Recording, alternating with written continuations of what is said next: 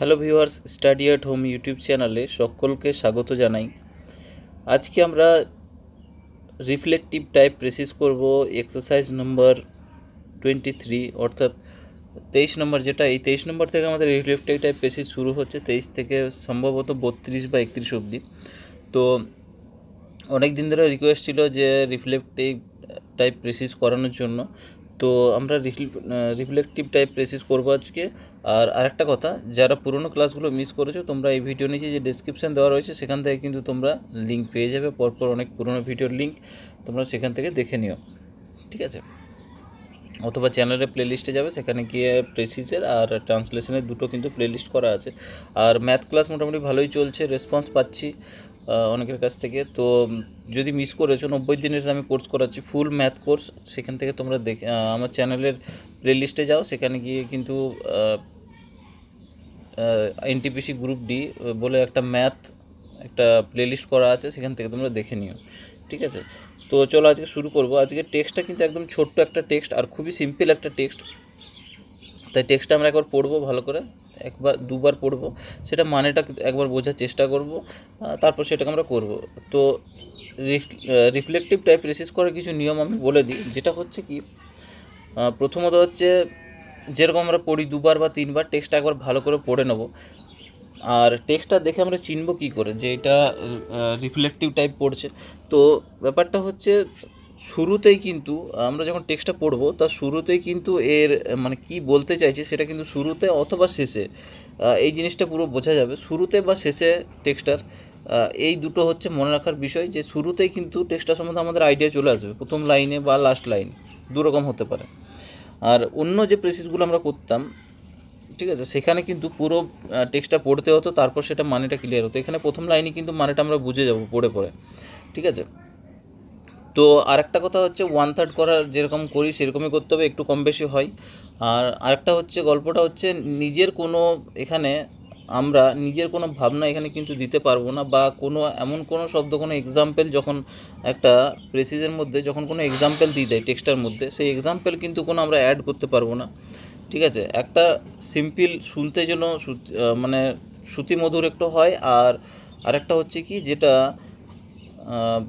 কোনো এলোমেলো শব্দ কোনো ইউজ করা যাবে না, যেমন একটা সুন্দর যেমন একটা লাইন যেমন থাকে সেই রকম, মানে সেটা অবশ্য যেরকমভাবে চলছে আর কি, আমরা যেরকম দেখাচ্ছি ওইরকমভাবেই হবে, ঠিক আছে? তো এই হচ্ছে নিয়মগুলো। তো আমরা একবার পড়ে নেবো আজকে টেক্সটটা। তো দেখো,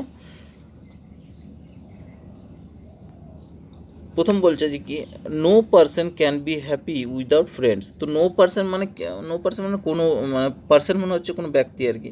নো পারসন মানে কোনো ব্যক্তি না আর কি। ক্যান বি হ্যাপি, হ্যাপি মানে হচ্ছে খুশি বা সুখী বলতে পারো। উইদাউট ফ্রেন্ডস মানে হচ্ছে বন্ধু, তাহলে বন্ধু ছাড়া, উইদাউট ফ্রেন্ডস মানে বন্ধু ছাড়া, তাহলে বন্ধু ছাড়া কোনো ব্যক্তি কিন্তু খুশি হতে পারে না। বন্ধু ছাড়া কোনো ব্যক্তি খুশি হতে পারে না। No person can be happy without friends, বন্ধু ছাড়া কোনো ব্যক্তি খুশি হতে পারে না। The heart is formed for love. দেখো, হার্ট মানে হচ্ছে হৃদয়, ফর্মড মানে হচ্ছে গঠন, ঠিক আছে? The heart is formed for লাভ, আমাদের হৃদয় গঠনে কিসের জন্য? ফর লাভ, লাভ মানে ভালোবাসার জন্য বা প্রেমের জন্য বলতে পারো। দ্য হার্ট ইজ ফর্মড, আমাদের হৃদয় গঠন হয় কিসের জন্য? ফর লাভ, ভালোবাসার জন্য বা প্রেমের জন্য। And can not be happy, এবং ক্যান নট বি হ্যাপি মানে খুশি হতে পারে না। ক্যান নট বি হ্যাপি, খুশি হতে পারে না। উইদাউট মানে হচ্ছে ছাড়া আর কি। The opportunity of giving and receiving affection,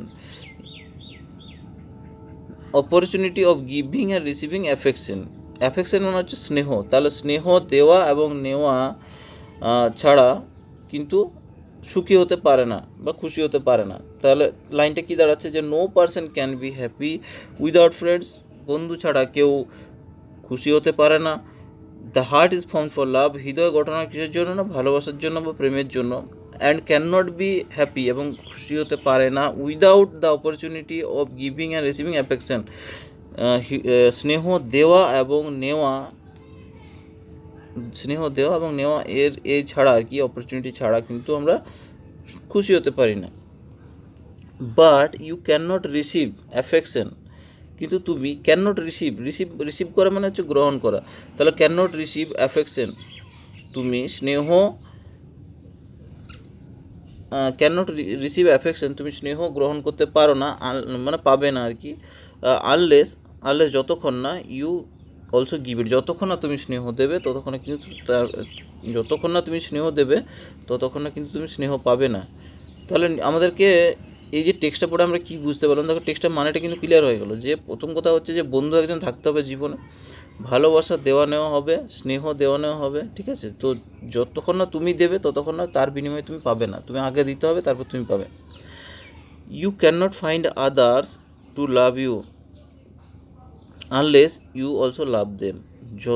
you can not find মানে খুঁজে পাবে না তুমি, মানে ক্যান নট ফাইন্ড, তুমি দেখো ফাইন্ড মানে হচ্ছে খুঁজে পাওয়া, খোঁজা।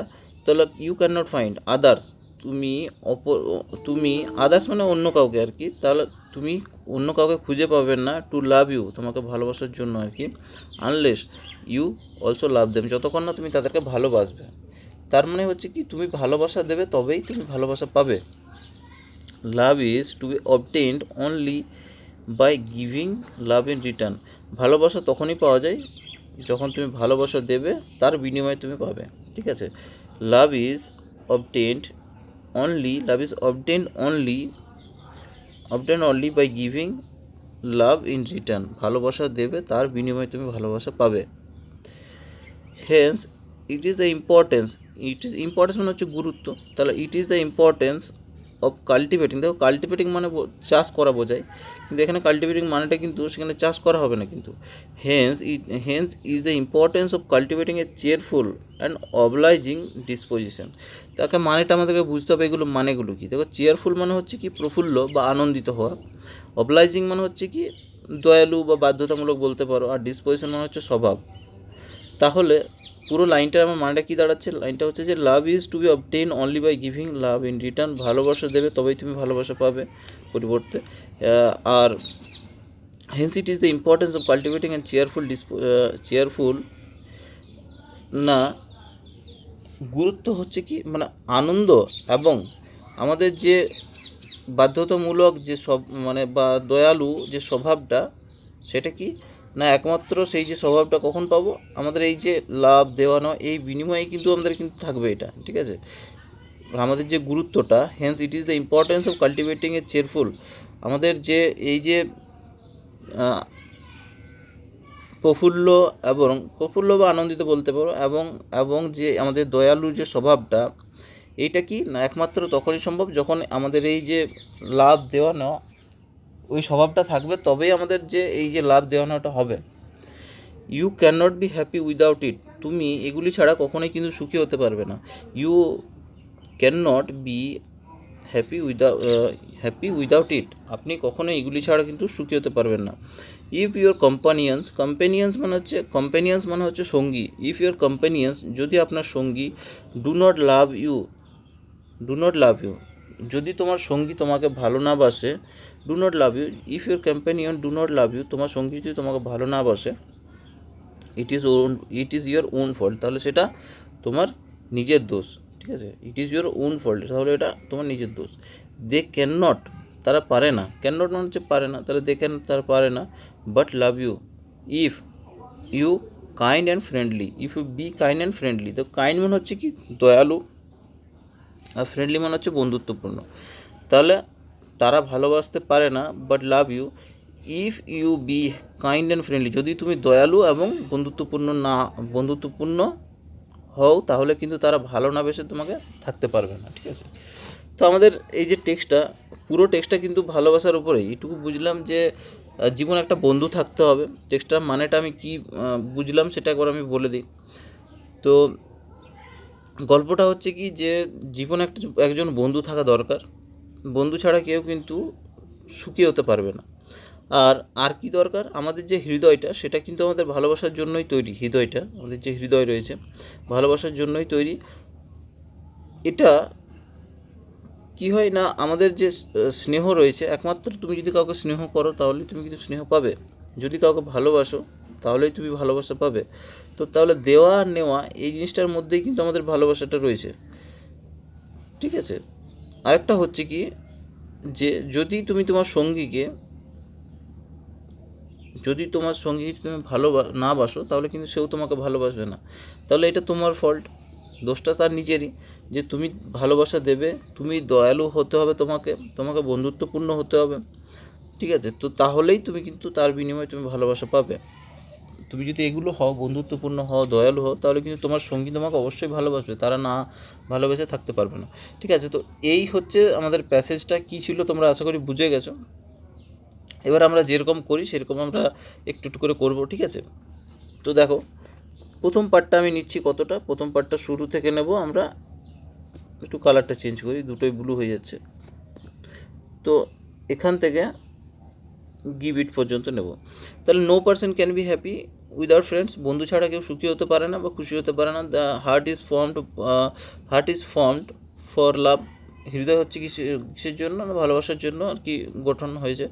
And can not be happy without the opportunity of giving and receiving affection, স্নেহ দেওয়া এবং নেওয়ার মাধ্যমেই আর কি তুমি সুখী হতে পারবে না যতক্ষণ না তুমি স্নেহ দেওয়া নেওয়া করবে আর কি। But you can not receive affection unless you give it, তুমি স্নেহ পাবে না যতক্ষণ না তুমি স্নেহ দেবে আর কি। তো এইটুকু বুঝলাম কি, জীবনে একটা বন্ধু থাকতে হবে, তোমাকে স্নেহ দেওয়া নেওয়া থাকতে হবে বন্ধুর ওপর আর কি, ঠিক আছে? ভালোবাসা থাকতে হবে। তো তাহলে এখানে আমি লিখলাম যে to be happy in life, জীবনে সুখী হতে হলে টু বি হ্যাপি মানে হচ্ছে খুশি হওয়া আর কি। To be happy in life, জীবনে খুশি হতে হলে কী দরকার, ইউ নিড, তোমার দরকার আর কি, নিড মানে হচ্ছে দরকার, you need to have affection মানে হচ্ছে স্নেহ, and love for your friend, মানে তোমার বন্ধুর ওপরে তোমার স্নেহ এবং ভালোবাসা থাকতে হবে। To be happy in life you need to have affection and love for your friends, তোমার বন্ধুর ওপরে স্নেহ এবং ভালোবাসা থাকতে হবে। তো এইটুকু, ঠিক আছে? এইটুকুটা করলাম। তারপরে পার্টটা দেখো। তো একটা কথা বলে দিই, যারা আমার চ্যানেলে নতুন আছো, এখনও সাবস্ক্রাইব করো না, অবশ্যই সাবস্ক্রাইব করে নাও, আর বেল আইকনটা কিন্তু প্রেস করতে ভুলো না। স্কিপ করে দেখো না, তাহলে তোমাদেরই লস, কারণ এখানে মেন হচ্ছে ভাবটা আমাদেরকে বোঝানো, এখানে রাইটার যে ভাবটা বোঝাতে চেয়েছে আর কি, সেটাই বোঝানো, ঠিক আছে? পরের পার্টটা দেখো, পরের পার্টটা হচ্ছে এখান থেকে নেক্সট পার্টটা যেটা চলছে সেটা উইদাউট ইট অবধি করবো আমরা। তাহলে you can not find others to love you unless you love them, তুমি যতক্ষণ না ভালোবাসা দেবে তাদেরকে, তুমি কিন্তু ভালোবাসা খুঁজে পাবে না। Love is to be obtain only by giving love in return, ভালোবাসা তখনই পাওয়া যায় যখন তুমি বিনিময়ে ভালোবাসা দেবে। Hence it is the importance of cultivating cheerful and obliging disposition, এটা একটা, এর গুরুত্ব কী না হচ্ছে একটা প্রফুল্ল এবং এবং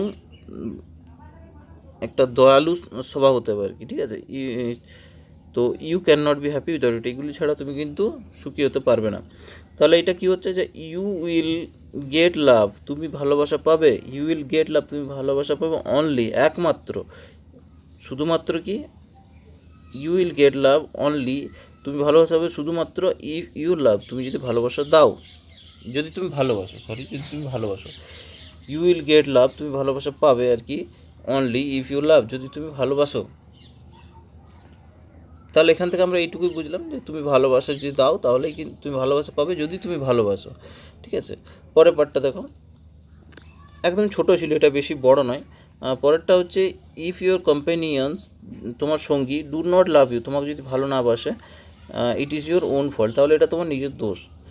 দে ক্যান নট, তারা পারে না, but love you if you be kind and friendly, যদি তুমি দয়ালু এবং বন্ধুত্বপূর্ণ হও আর কি, তাহলে কিন্তু তারা ভালো না বেসে পারে না। তাহলে এইটুকু আমরা কি বুঝলাম, যে তোমাকে বড় মনের একটা মানুষ হতে হবে, মানে বন্ধুত্বপূর্ণ হতে হবে আর কি দয়ালু হতে হবে, তাহলে কিন্তু তোমার যে সঙ্গী তাহলে অবশ্যই তোমাকে ভালোবাসবে, ভালো না বেসে থাকতে পারবে না।